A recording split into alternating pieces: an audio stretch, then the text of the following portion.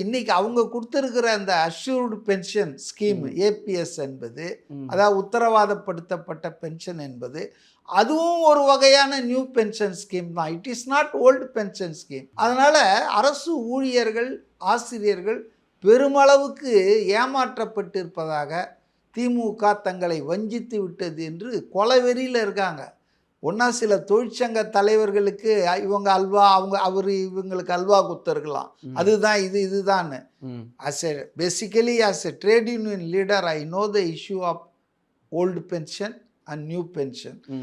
இது new pension தாங்க. இது எப்படி நீங்கள் என்ன பேர் விட்டாலும் அதை அது தன்மை அதுதானுங்களே. அவங்க கேட்டது ஓல்டு பென்ஷன், போராடினது பழைய ஓய்வூதிய திட்டம். நீங்கள் போய் அவங்களுக்கு வாக்குறுதி கொடுத்து நான் அதை செய்கிறேன்னு சொன்னதும் பழைய ஓய்வு. ஆனால் இன்றைக்கி என்ன நீங்கள் கொண்டு வந்துக்கிறீங்க அவசரமாக தேர்தலை முன்னிட்டு? புதிய ஓய்வூதிய திட்டத்தை கொண்டு வந்துட்டு கழுதையை கொடுத்துட்டு இதுதான் பசு ஏற்றுக்குங்க அப்படின்னா அரசு ஊழியர்கள்னால் முட்டாளா? அத்தனை பேரும் கொலவெறியில் காத்துட்ருக்காங்க.